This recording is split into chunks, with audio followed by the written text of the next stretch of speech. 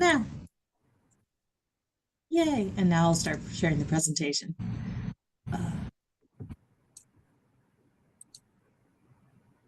Can folks see everything and it looks okay? Yes, yes. Lovely, Yes. thank you. Yeah.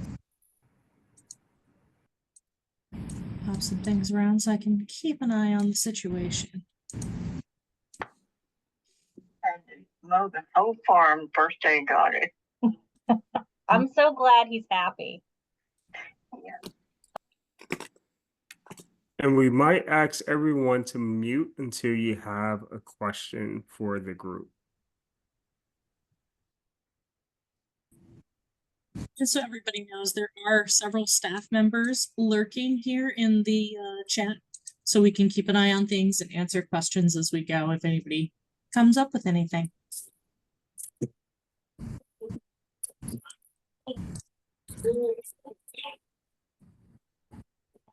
Awesome. So we'll go ahead and get started. Hello, everyone. My name is Terrell Johnson. I am the Senior Grants Officer here at the Commission. I've been with the Commission about 3 years now. I want to also introduce my co-contributors to the meeting. First up, David Markey, if you want to introduce yourself really quickly. Hello, all. David Markey, Deputy Director. So great to see everyone. Thanks for making the time to be here. Awesome. And Carrie Khalid. Where you live? Oh, Don't worry, I'm keeping an eye on folks. Hi, everyone. I'm Carrie Kaliba. I am one of the grants program managers who works here at the Commission as well. awesome. So just want to kind of lay a foundation of why we wanted to have this meeting.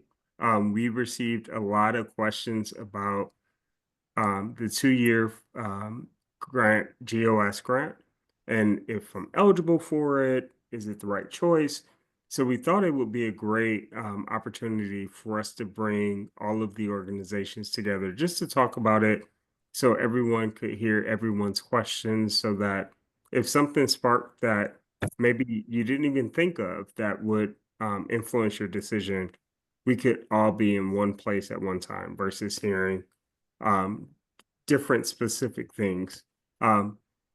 By all means, we still will open conversations. So if you want to do a one-on-one or you have questions afterwards, we're happy to do that as well. But we just wanted to have an open discussion about the meeting. So Carrie, we'll go to the first slide. All right, so in the chat, we have about I want to say 6 grant managers that are monitoring the chat.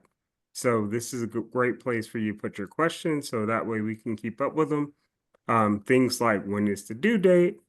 Does my organization qualify? How do I upload and label my workshop samples? Refresh my memory on. So things of that nature. Next slide, please. Just the workshop. So we just did the welcome. We're going to have a CAH financial landscape update by the David Markey. We're going to do a 2-year overview, just kind of going over what that means, the application process, required documents, and then the majority of the workshop will be answering specific questions or any questions or concerns that you may have. So with that being said, I'm going to hand it over to David to give us a financial landscape overview. Thanks, Terrell. And again, thanks to everyone for making the time to be here. I wish I had more answers for you about what is happening in the world, and the arts world in particular. But I don't. But we thought it was really important to sort of give you the 35,000 foot view of where we are. Some of you may be aware that the continuing resolution continues, and which if the House does not approve, would have pretty serious consequences for the city for the current fiscal year. We're hoping that will move forward. But as you all know, there's been a lot of reductions to I've the been federal workforce, and sort of the associated knock-on effects of the federal government offloading office spaces in the city. And so the city is anticipating a pretty significant decrease in revenue over the next 3 years, which will have an impact on the city's budget as a whole. CAH is an independent agency, and we, the majority of our funds are sourced from dedicated tax revenue. But of course, we're part of the larger city, and so the budget is massaged every year to get to a final number for us to work from for the agency.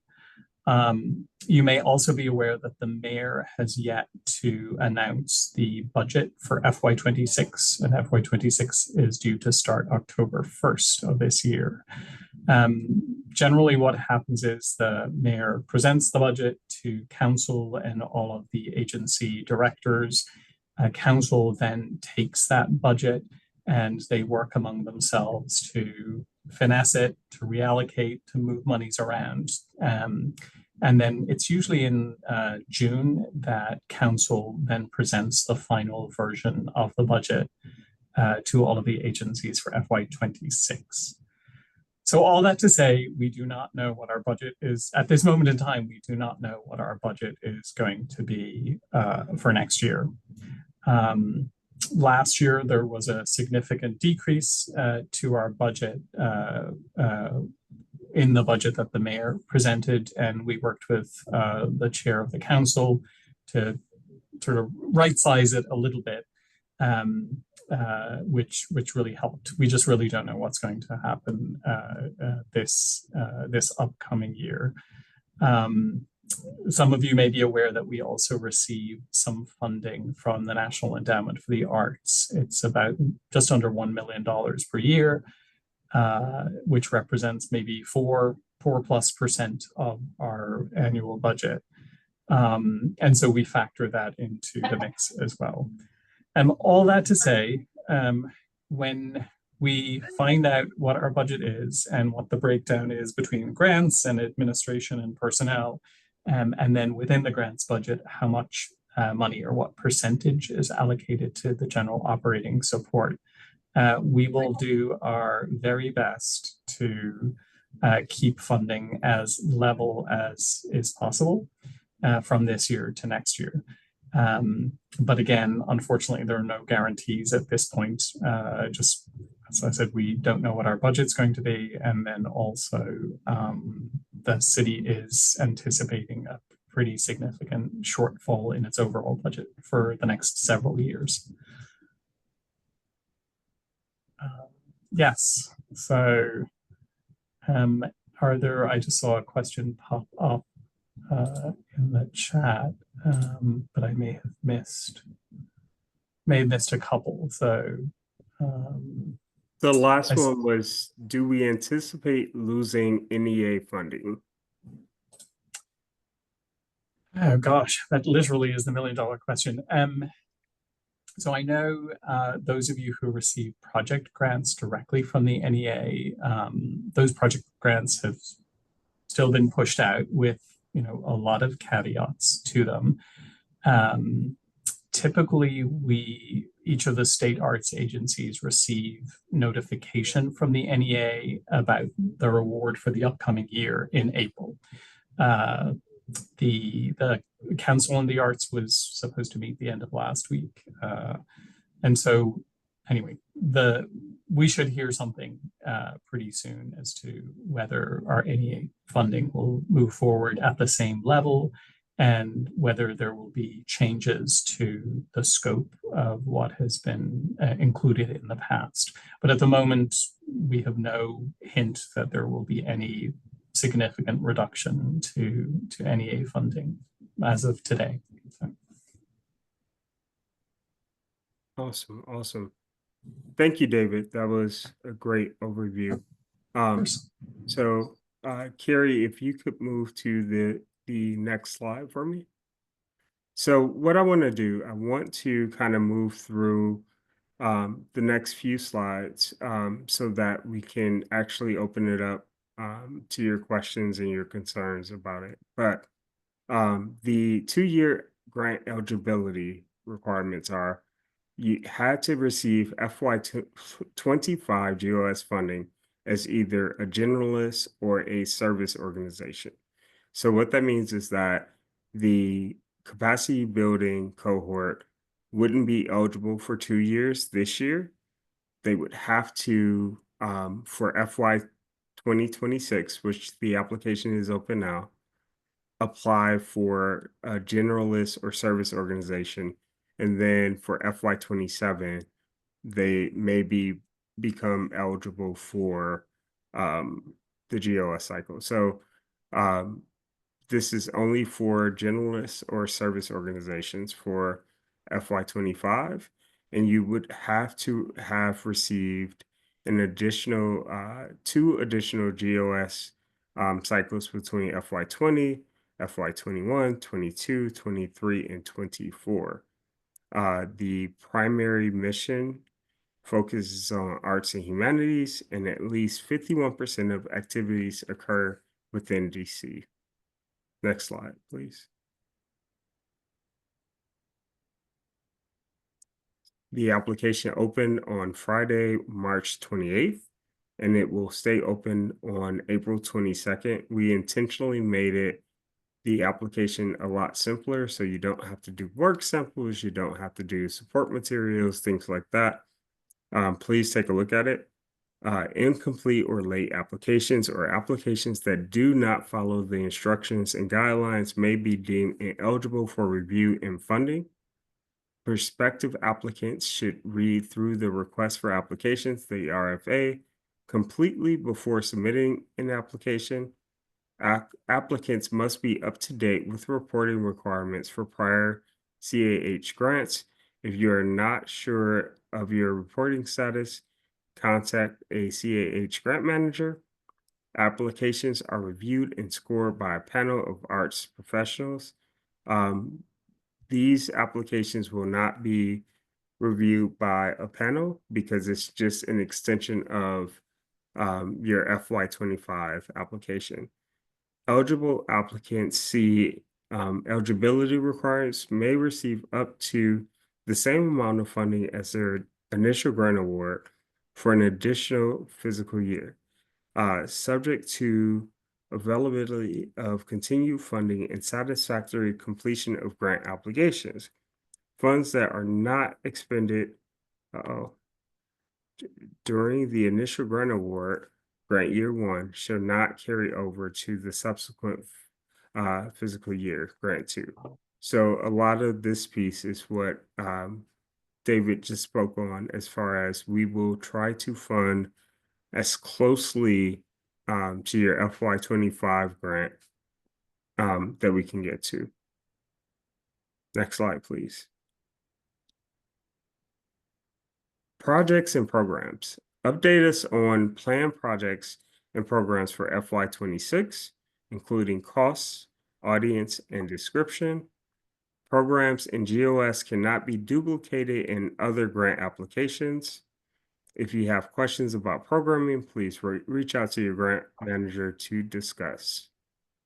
Next slide, please.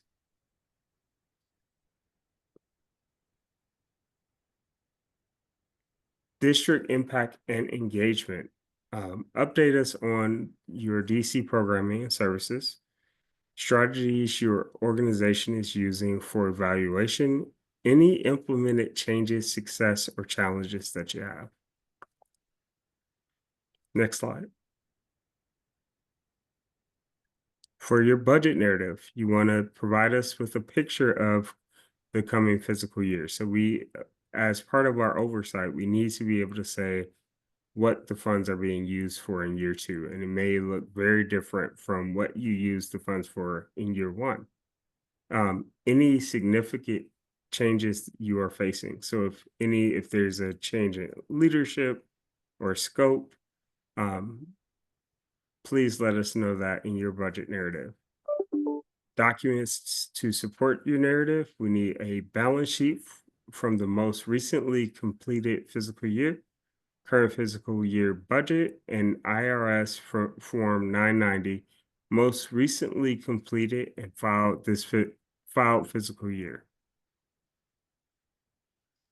Next slide, please. Additional documents. So compliance documents that need annual updates. So your clean hands. We always need a updated version of your clean hands. Even once the award is given out, we have to have a clean hands that's dated within 60 days in order for us to move your grant along. So you want to make sure that your clean hands stays updated throughout the process. Use the validation option on My Tax for fast updates. If you run into any issue, please let us know. All right. Certificate of insurance updated. So we need a waiver of subrogation and the DCCH named as a certificate holder. We can send any necessary language for your insurance provider. W-9, we needed the updated current year of the W-9, which is March 2024. I think the previous one was October 2018. So if you have that, it's up in the right-hand corner of the document. If it says October 2018, we need the March 2024 version. Next slide, please. Things to consider. Ranking in prior year's application. So this is kind of a big one. The funding is based on where your ranking is and the budget size of your organization. For GOS, we split up the applicants based on budget size. So we have smaller organizations going against similar size budgets, as well as large organizations going against similar size budgets. So that's the first piece of the funding. But the second piece is where you rank. So one of the things that we are offering, if you would like to know your FY25 ranking, you can reach out to your grant manager and they can share that with you. If you feel like the application that you submitted for FY25 could have been stronger, or you have additional things that you've done or that you think may change what your ranking is, that's one thing to consider. If you feel comfortable with where you landed and you feel comfortable with the funding that you received and you're okay with receiving that same amount as well, that's something to consider. Funding may not be the exact same. Again, I kind of stated this in our last slide, but eligible applicants see eligibility requirements may receive up to the same amount of funding as their initial grant award for an additional fiscal year, subject to availability of continued funding and satisfactory completion of grant applications. Funds that are not expended during this initial grant award year, grant year 1, shall not carry over to the subsequent fiscal year, grant year 2.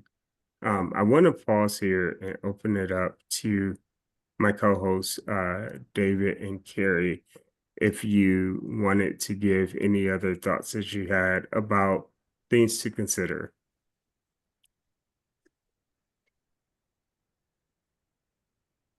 I'm going to yield my time to David. Okay. Or I may have covered it. And You nailed did. it. I think you did.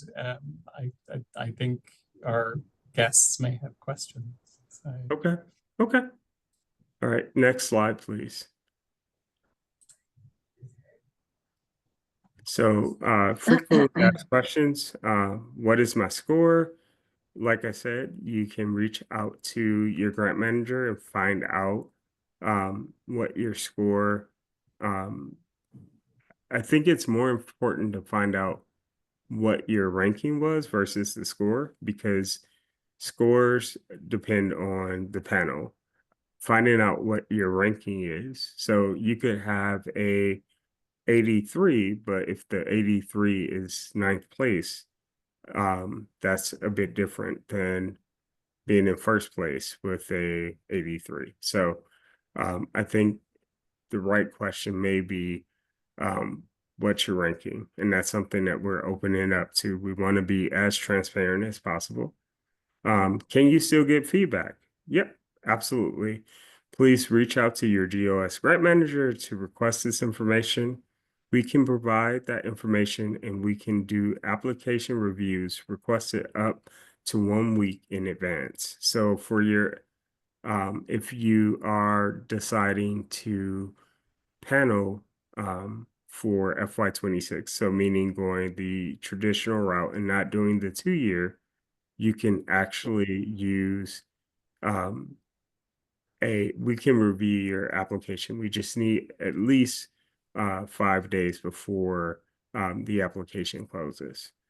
1 week before the deadline is April 15th. Just to note, DC government, including CAH, is closed on Wednesday, April 16th in observance of Emancipation Day. And we will have a networking event that we hope to see you all at April 22nd at Penn Social from 5 p.m. to 8 p.m. More information is forthcoming. Next slide, please. All right, so this is where we want to open it up to Q&A. So we feel free to come off mute. I see Noah, you have a question? Yeah, I just wanted to make sure that I understand this correctly. So so we received GOS funding for FY24 and for this year FY25. So from my understanding from the slides, it sounds like we are not then eligible for this. Is that correct? Or we are eligible? Not currently. So you need to have 2 years outside of FY25. Okay, so we would have to do the standard full form application for the GOS, and then conceivably, if this program continues, we'd be eligible for it next year. For FY27, yes. And Okay. I just wanted to give some thought to the reasoning behind that. We wanted to make sure that we provided this for organizations that have a kind of proven track record of receiving this grant and working through the piece. And so one of those ways to prove that is that if you have 2 years prior to the year that you're applying to. So for example, people on the call who are applying FY26, if you receive 2 GOSs before that, then you will qualify for this for FY27. Right.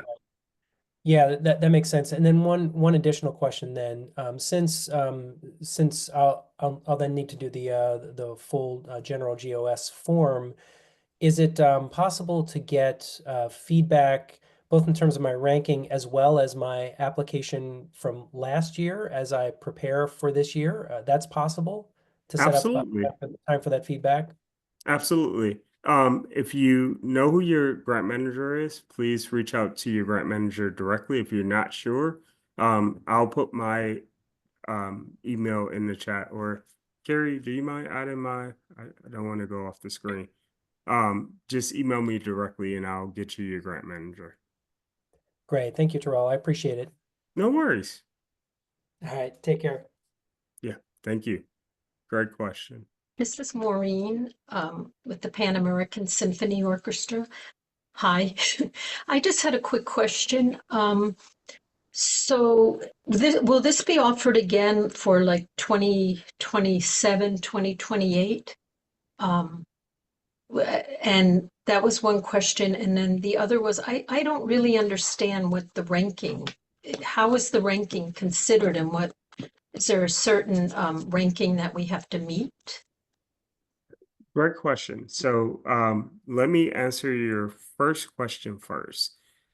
So we need to flesh it out a bit more as this is the first year. So we don't want to create a situation where GOSers never have to apply a new application, because that means that we don't have a way to kind of look at the work or where the organization is at currently. So it may be a limit on how many back to back. So the plan right now is, yes, we plan on doing the FY27 where you don't have to apply, but we are in the process of thinking through, if you take the FY26, would you have to complete an application for FY27? So we just want to see what's new within that 2-year window versus just looking at your FY26 documentations and keep moving it forward. To your second question, what happens in our panel review? We have a panel of peer artists that judge every application. What happens at the end of that process is they come up with panelist scores. So those scores are 100 to 0. Depending on what your score is based on your cohort, that puts you in the ranking. So, for example, if we have 15 organizations in a cohort and the highest cohort is 93, or the highest score is 93, that person is ranked number 1. The next got a 92, they're number 2, so on and so forth. This year was the first year that because of budget, we had to implement cutoffs. So for the last 4 years, we were able to fund all organizations. So regardless of where you ranked on the panel, we were able to fund the request based on if you were above the cutoff line. This year, we actually had to implement the cutoff. So there were organizations that if you fell within number 12, it just depended on how much funding we had per cohort, where that cutoff line was. So the ranking counts in that matter. Does that help, Maureen? You're on mute. Yeah, I'm not sure. I mean, the ranking will be a determinant then whether we get the 26 funding, right? For Not the 2-year award? No. So the ranking, you won't be paneled. If you decide to do the 2-year award, you won't be paneled. So what will happen is whatever your funding was for this year, we'll try to get you as close to that level for FY26. Okay, but not more than that level. Not more than that. It's up to you. Okay. Thank you. Yep. Jennifer. Hi, thanks. Thanks for all this great information. 2 quick questions. If you apply for the multi-year funding, will you find out kind of along the same timeline as everyone else in sort of that's applying for the first year? So we usually find out right around October 1st at the beginning of the new fiscal year. Are you anticipating that we would find out the multi-year funding grant around the same time period? That's question 1. And the second one is, can we sort of assume, in terms of like deciding whether this makes sense, if there's a decrease in funding overall because of tax revenues, your budget, all that stuff, can we reasonably assume that there would be any reduction that we might see as a second-year grantor, right? Because of a funding, that anyone who's applying for a first-year grant would also see that like a commensurate like decrease in funding. So it's going to be sort of the same across the board in terms of whether you're applying for first year or second year funding.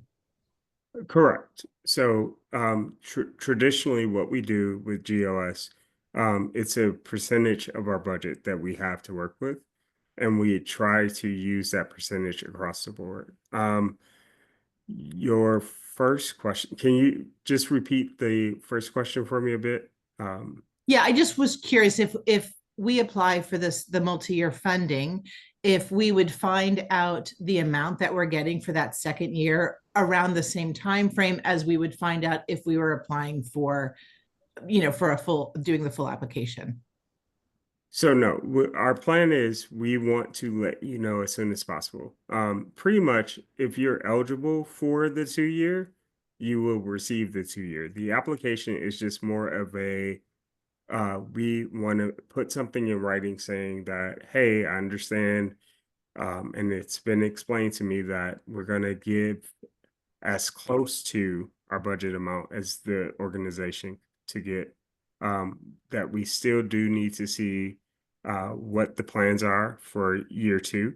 So it's more of an agreement and less of an application, if that makes sense. Okay. The only way that you wouldn't receive the funding for the 2-year is if you didn't meet one of the requirements. So there's no worries about if you would receive it. It's more of a agreement between the organization and the agency. Cool. Thank you. Awesome. No.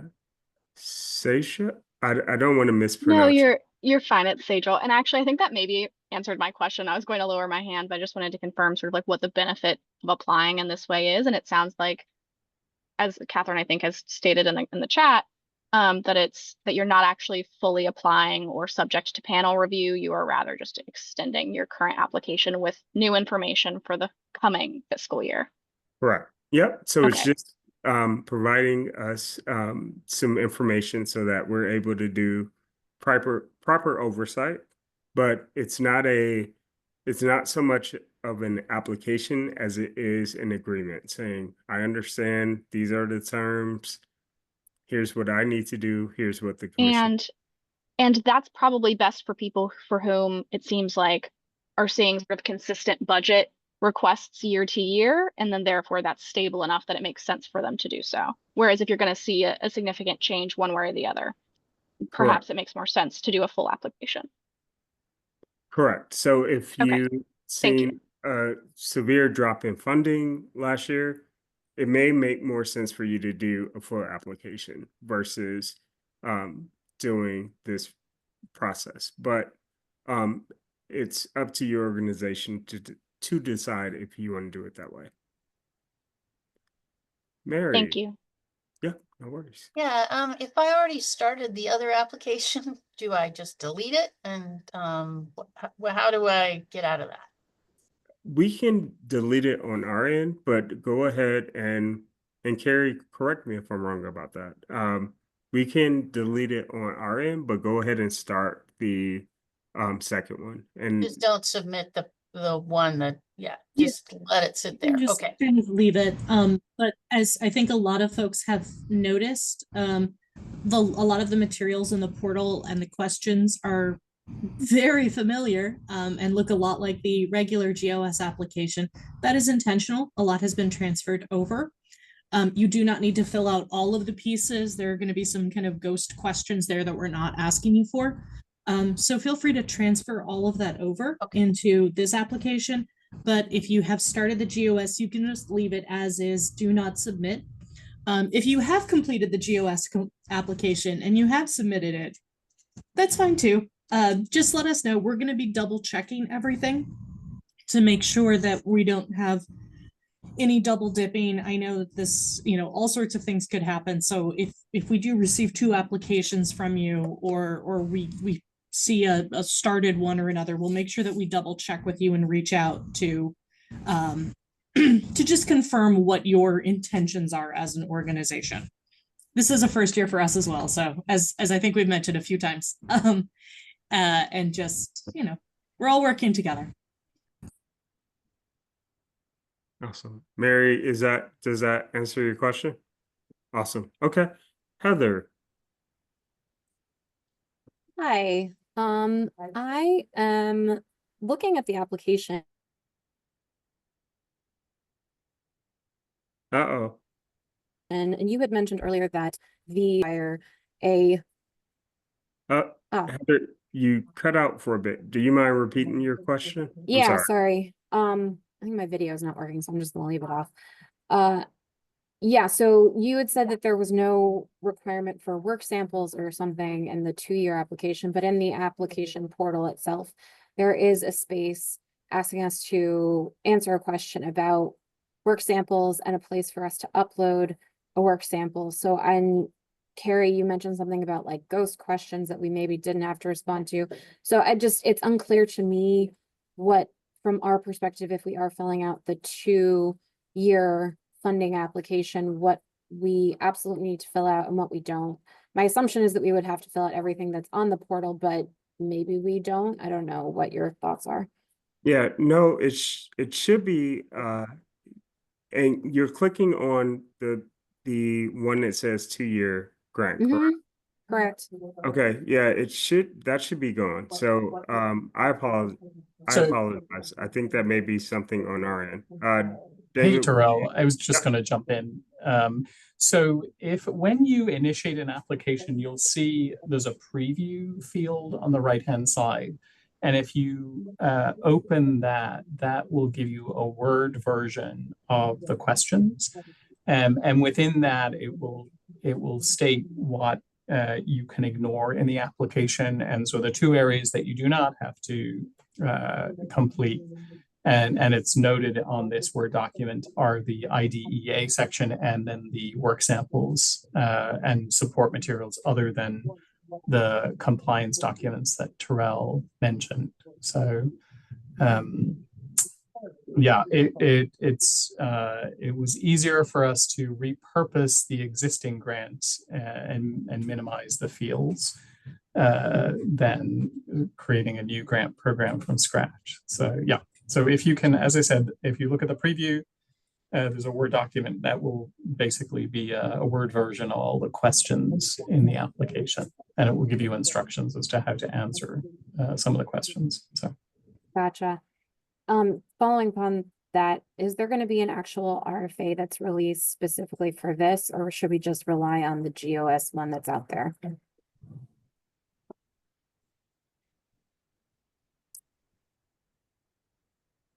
Because there is no RFA for the 2-year option specifically on the website. So we actually put the print, if you look at the FY26 GOS RFA, we highlighted the portions that cover the 2-year funding. Right. In It just doesn't include any information about what questions are required or how this application will be reviewed by the organization and how the funding decisions will be determined.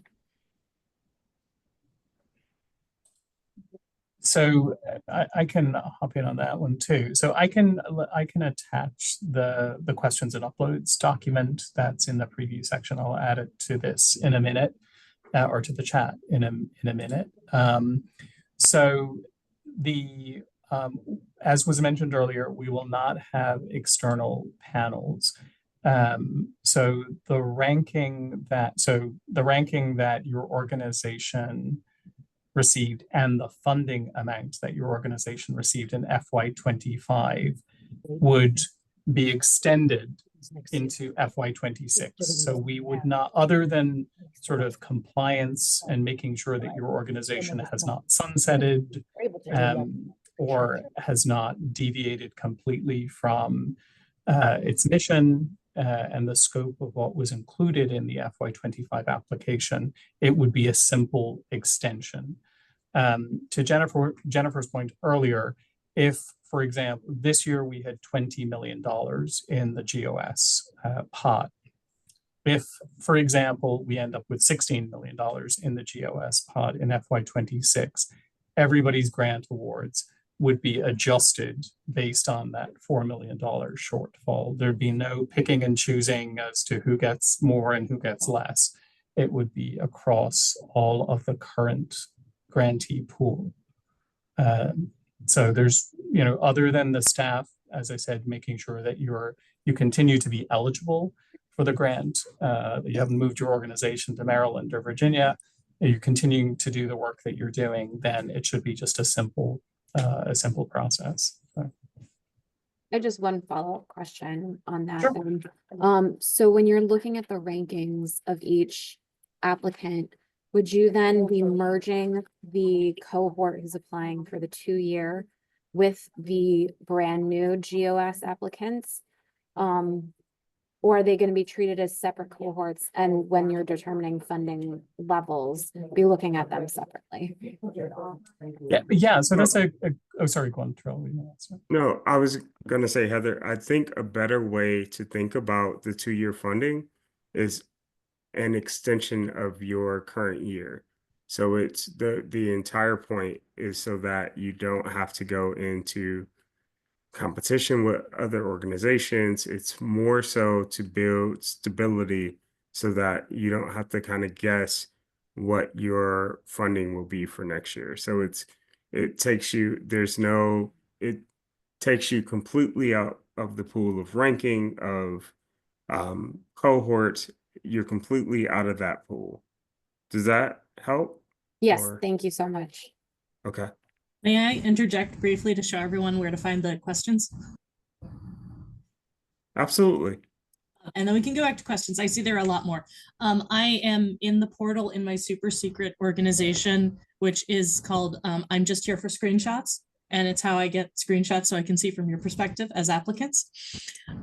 So I have already started an application, as you can see here, as a multi-year generalist, despite being wildly ineligible for this program on many levels. But I can start another application. And if I go here to searching for the open programs, I'll get all of these currently open ones. And if I come over here to preview and click on that, I don't know if that pop-up window showed up, but it will give you a pop-up window with the multi-year questions and downloads. And let me make sure that I'm sharing that page specifically, which wants me to be careful of anything I downloaded from the internet. But this does have our highlighted which questions. So what type of support are we looking for? The yes, nos, which questions are required. And then if I go all the way down to IDEA, no IDEA data is required at this time. You can skip over those questions. We have the required documents and uploads here, and statement of certification. And there is nothing here for work samples. Yeah, should be okay. Yeah, if it is not in this document, you can skip over it. If you are concerned about anything in particular, you have our contact information, and I'm going to pull up a screen with our emails in case you don't have them at this point, and you can get that information there. But back to you folks. Awesome. Thank you, Carrie. That's helpful. Noelle. Hey y'all, I'm Noelle with Girls Rock DC. This has been super helpful, and I think that the opportunity to do this low lift extension for grantees is going to be super useful. My question is something that's come up in the chat a few times, and the answer has been, it depends on your organization, which I totally understand, but I want to pose it again, which is for organizations like ours who both received a significantly smaller amount in FY25 compared to previous years, and our budget for FY26 and 27 is significantly higher than it was in previous years. It's hard for us to make the decision about whether we should lock in this essentially lower number, which could be that or below, or risk what it sounds like going back into the pool and potentially not getting anything.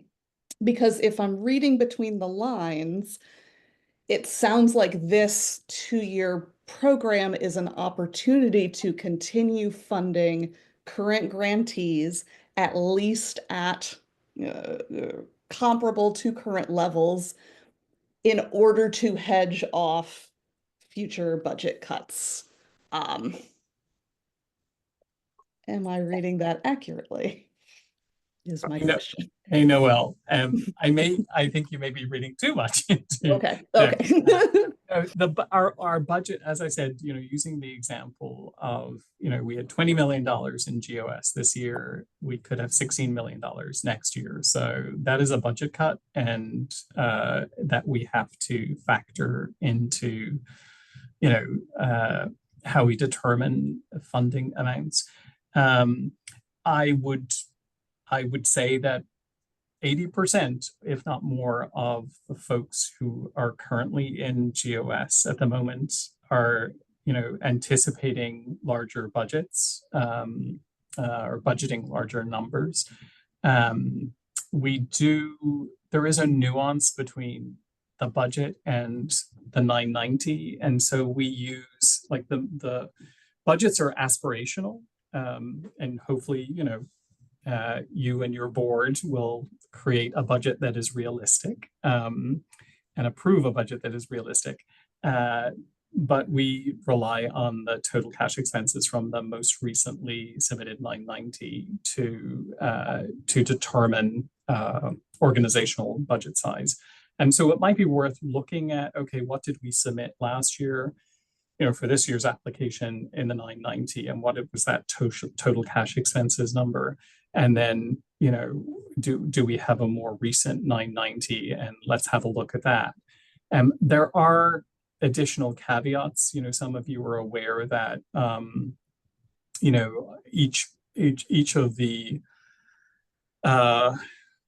each of the grants in our budget is assigned a percentage. So this year, 50% of our grants budget is dedicated to general operating support. We do not know if that number will go up, or if that percentage will go up or down next year. So it's really, really hard to say. So I would encourage you, as Terrell has encouraged you, that if you have a nuanced question, to reach out to us. It is hard for it to be sort of a one size fits all. But back to your point, the goal of this is just to make it a lighter lift for folks moving into FY26. Multi-year funding is something that's been of interest to folks for several years. And so this is our sort of attempt to stick our toe in the water, as Carrie said. So we appreciate your patience, and we appreciate, we want to work with you to figure it out. So yeah. Thank you. That was super helpful. And if I can add just one follow-up, which is, does CH anticipate doing this 2-year kind of cycle again? And if so, if we 2-yeared for FY25 and FY26, would an organization then go back into the pool for FY27, or would there be or is that that's too far in the future? Yeah, so that's kind of what I tried to address earlier. I may have not made it really clear, but part of the reason what we're working on right now is looking at what that looks like. Because if we do it that way, that means that we wouldn't have any oversight or new work samples or those things for 3 years possibly. And so I currently, I think, and again, it's a bit early. We're trying to roll this one out, so we haven't quite got to next year. But that is one of my concerns, is if we allow organizations to do it year after year after year, we would have no idea what direction that organization is headed in, and I don't think that is best. So but again, I don't have an answer for you today, but that's something that we are currently in talks about. So it is being considered. Awesome. Shannon.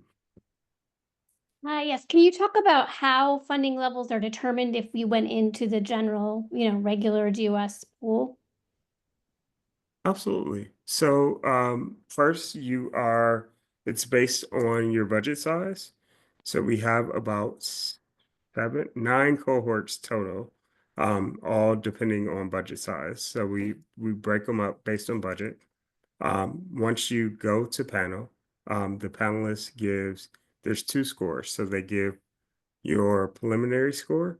And then on panel day, they come together, they have a conversation about your application, and then they have a chance to change their score, finalize their score, that kind of thing. Once we have the scores, we put those scores into a spreadsheet, and that spreadsheet determines the rankings. So your funding amount depends on, one, what our budget is and how much we have for GOS. Secondly, what your ranking is on the panel. And that kind of determines and which cohort you're a part of. Does that help? Yes, thank you. Awesome. Awesome. And I'm not sure if Davey is still on, but I seen your hand up. I didn't want to ignore that, but I may have missed you. Still here. And I put my hand back down because I think I understood what my question was from whoever else was speaking. Thanks. Oh, okay. Sounds good. And I know there are a bunch of questions in the chat. If your question in the chat has not been answered, if you'd like to come off mute and share it here, happy to help with that as well. Hi there, this is Nicole from Honestly Speaking. I sent you a message. I'm probably going to have to get off in a minute. I just wanted to know, I think the meeting was extremely helpful. I'm just still lost about the benefits of applying for the 2-year and just going ahead and waiting till next year when 26 opens. Or if 26 is open now. So I just wanted to know who I need to contact. Is it my grant manager, or can I meet with you, Mr. Johnson, to talk about that and all of my other super specific questions? Yeah, I'm happy to meet with you, and or you can meet with your grant manager as well. But I think the easiest way to think about this, we wanted to put in place, one of the things that we heard is that from our organizations is, why do we have to go through this rigorous process and we're getting about the same amount of funding every year? Yeah. We wanted to put something in place for organizations that, like, I don't want to fill out this entire application every year. I don't want to wait until October. I'd rather know that there's something in place, that funding is coming. So it's just to stabilize. This is not a must do. In fact, it's an opt-in. So it's not even we're putting you in it, you have to opt out. It's opt-in. So that's the way to think about it. It's more so, how do I take some of the stress or burden off so that I can focus on other things, because we're pretty consistently landing in the same place. And if you're comfortable with that place that you're landing in, this application helps just shore you up for next year. Whereas if you feel like, you know what, this last year's application didn't land as well as we thought it could have, or we have a ton of new stuff that I think the agency should have a second look at. Okay.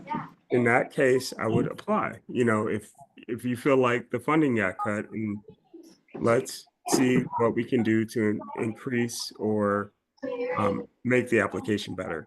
But also, too, Noel made a great point as well. It's not our intention to try to weed out the people who decide to apply, or it's not we are definitely going to try to implement funding for as many as we can. You know, even for FY25, we provided funds for even organizations that were below the funding line. So, you know, we're very thoughtful around how we can do that. But unfortunately, we have a certain number of dollars. So that's kind of what that would be my advice, of just kind of thinking through the pros for your organization. And that changes for each organization. I hope that helps a bit. That definitely did help. And I have some other questions about my application itself. So I'm just Okay. gonna send you an email and you get on your calendar. Okay. Sounds good. Happy Thank to you. do Bye, that. everyone. Bye. Freedom. Yes, hi, I'm Freedom, and I'm from the Few Foundation. We are primarily a relatively new organization. We have received the RFA award 1 year in 2023, I believe it was. But I'm wondering if so this is really to amass the same amount of funding for both years. Is that correct?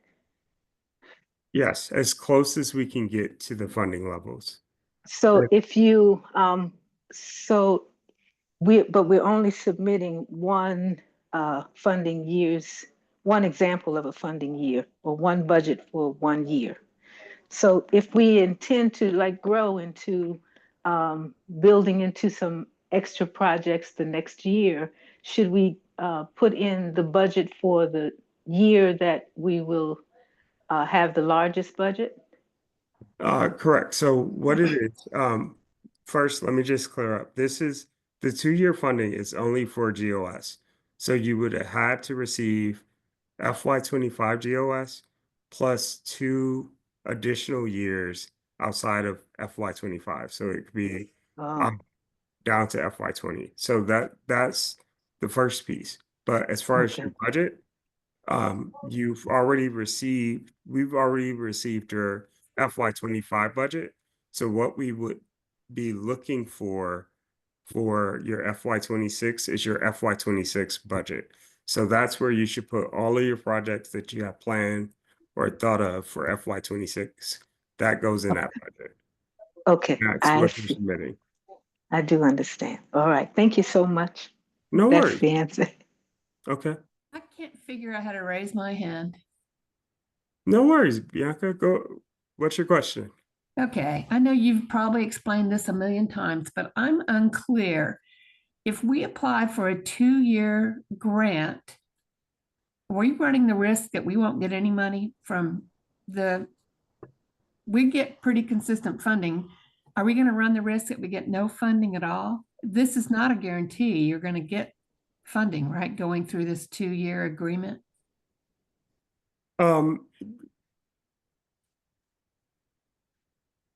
Here's how I'll answer that. The intention of this is you will receive funding, but we're trying to keep it as close to your FY25 funding as possible. Unfortunately, because we don't have our budget for FY26 yet, it's impossible for us to say 100%, but our goal as of this point is to fund as close to what you received in FY25 GOS in FY26. Okay, so the intent is to continue our funding. You just can't guarantee the level, that it won't be more than what we got last year. Is that right? Well, it won't be more. It's up Right. to what you got last year, but there's a possibility it may be less. But again, our Yeah. goal is to keep it as close to the same as possible. But unfortunately, we don't want to go into a situation and say, yes, everybody's going to receive the exact same amount that they received last year, and we can't uphold that. Oh, yeah, especially in the current situation. I totally get that part. Okay, thank you. That was my big, giant concern. Awesome. Thank you. So I'll look around. I know we're at time now, but again, please, our email addresses are here if you want to have further conversation or if you think of questions after we conclude, feel free to reach out to us. I will actually stay on for a few minutes after the meeting. So if anyone has any burning questions that they may not have wanted to share in front of the group, I'll be online here so you can stay on as well. But other than that, thank you so much for joining, and I hope this was helpful. Really was. Awesome.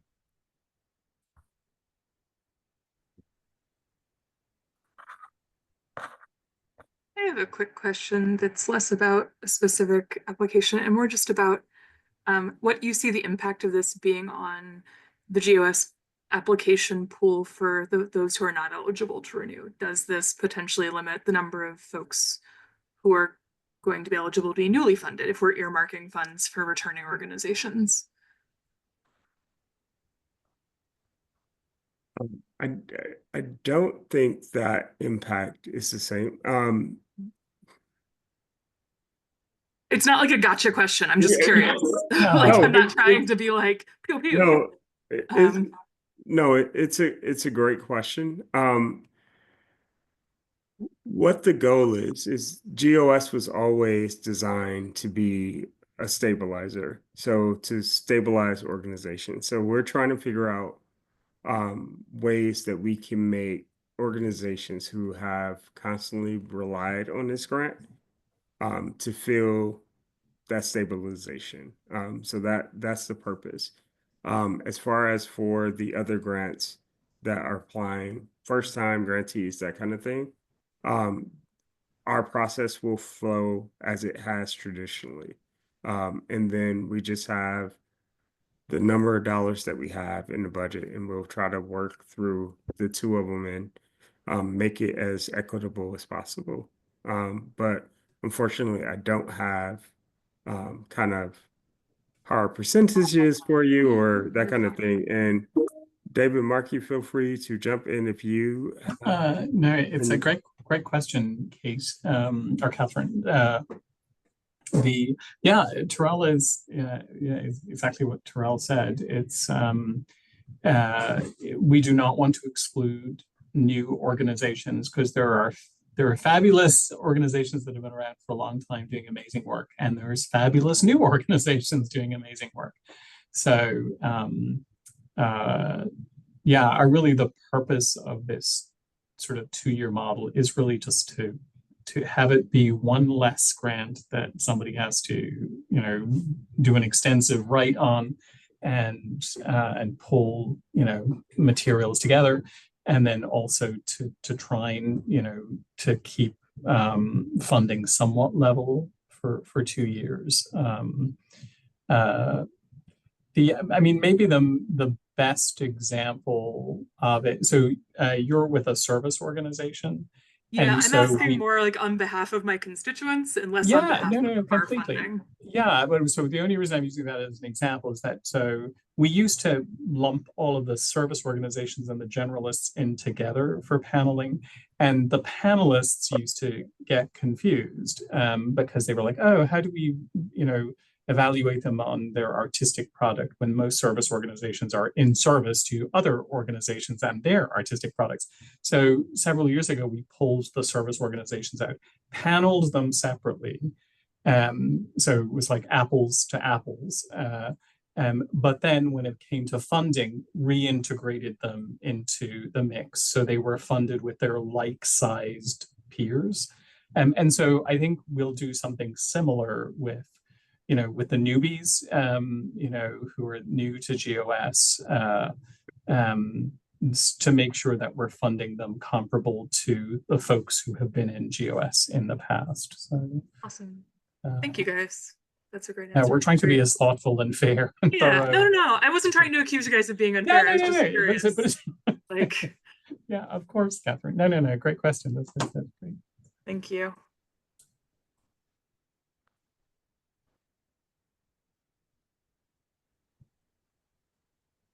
Awesome.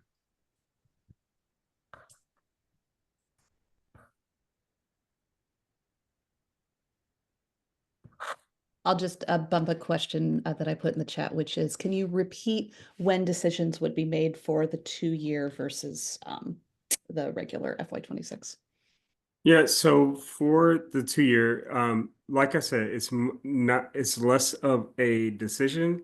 It's more of a do you meet the eligibility requirement? So we can let you know right away. As soon as the application closes, we can just let you know, hey, you received the 2-year, but again, we won't have the actual funding number until October 1st. So yes, we can say in May, we can tell you, hey, you're opted in for the 2 year. Thank you for doing that. But we won't be able to say what the amount is until we have our budget. If that does that help? Okay. Yeah. So the amount will be announced alongside all of the other grants, but letting you know that you received it will happen as early as May. So Okay.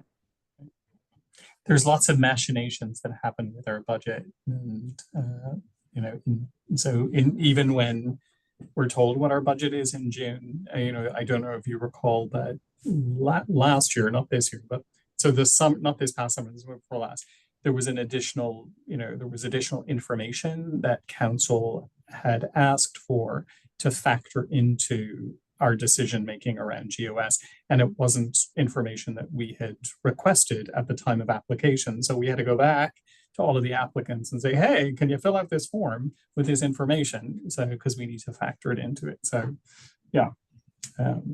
Our goal is to let folks know. I mean, at one point we used to send out those intent to fund notifications at the end of April, you know, sort of like a God willing and the creek don't rise sort of thing come October 1st. But just there's been so much movement, you know, with our overall budget and then within the budget that we just haven't been able to do that in recent years. So. And we know how important that is for your own planning, you know, to sort of have a sense, a ballpark. So yeah. I still don't understand. How would you?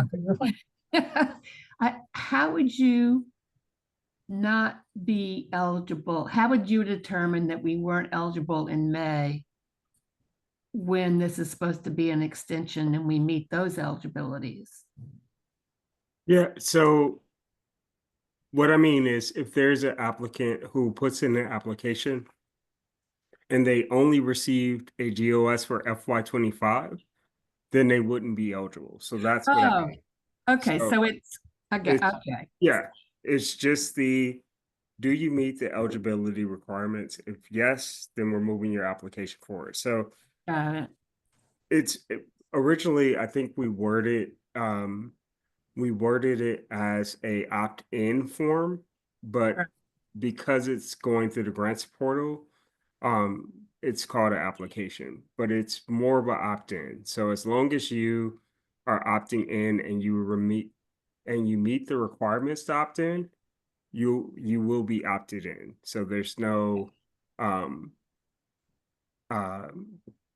deny based on, you know, as long as you meet the requirements. And you laid them the way you laid them out today. So correct. Okay, cool. Thank you. Yep.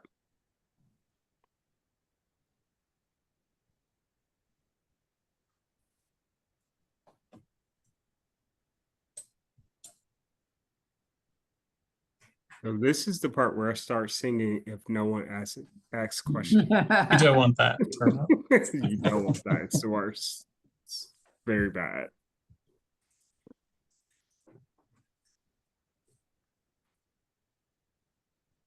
Let me just check the chat one more time, see if there's. Don't worry, I'm saving the chat so I can pester you about questions later and make sure we post things. Oh, good. Awesome. You said that chat. Well, for me, there's like 3 dots. I open it up in a separate window and there's 3 dots at the top and you can save it and then it saves as a text file. Okay. But you know, I'm gonna, you know, pester David and Terrell to, once I edit it out, all of our little side conversations down so we've got just a clear set of questions and we can post some answers for folks. But a lot of things did get answered here, I think. Okay, I see those 3 buttons. Thank you so much. Sure thing. Carrie, did I see? I know I said that I would. Oh, I do see it. Yeah. Oh, you put it in. Yep. The questions and uploads, the Word document. Thank you. Yes, we had those out. And just for anybody who missed my comment in there, and when we had 100 more people here, I will be sending out the copy of this recording and those questions to everybody who registered through Eventbrite. So I'll send those out later today. Just in case we have any other questions, we email Carrie or Terrell, correct? That works. Yep. Yeah, Okay, I have a thank you. very full inbox already. I imagine you do. Thank Can you. you hear me? Mhm. Oh, sorry. I wasn't sure my audio worked, so I didn't want to ask my question verbally, but I put a question in the chat about the cohort sizes. Are those like preset, or do you figure it out once you see everybody that comes in? Yep. So Okay. exactly right. It's based on budget size, on what cohort you're placed into. And then Yeah. again, it's the generalist, the service, and the capacity building. So it Okay. depends on where people apply as well. Yeah, that makes sense. I wasn't sure if you had it already, like, okay, 200,000 to, yeah. Okay, Yeah. thanks. Oh, Thank It's you something very that much. we've, oh, sorry. No, go ahead. No, I was just going to say something that we've done, because we've seen, in the years since the pandemic, it's, people, organizations 990s are a bit of a roller coaster. And so something that we put in place the last 2 years is these, what we call guardrails, acknowledging that, like, for example, if somebody, if an organization had a $750,000 budget one year, and then it dropped to $200,000, particularly over the COVID years. We didn't want to sort of unfairly penalize them by saying, okay, so you were up with the $750,000 organizations and awards, for the organizations that size, and now we're going to move you to the $200,000 folks. And so we put these guardrails in place that if an organization, back to Terrell's point about one of the primary goals of GOS being around stability, that if an organization, either they fared more poorly, from one year to the next, or their budget, had a pretty significant fluctuation, that they would receive no greater decrease than $10,000, or similarly, no greater increase than $10,000, trying to sort of flatten that curve. Again, it's this sort of, we're walking a tightrope between stability and, our legislation states that we have to issue competitive grants. So yeah, we try to be really as thoughtful and think through all of the scenarios to fund as many folks as possible in as stable a way as possible, while still having it be competitive. So.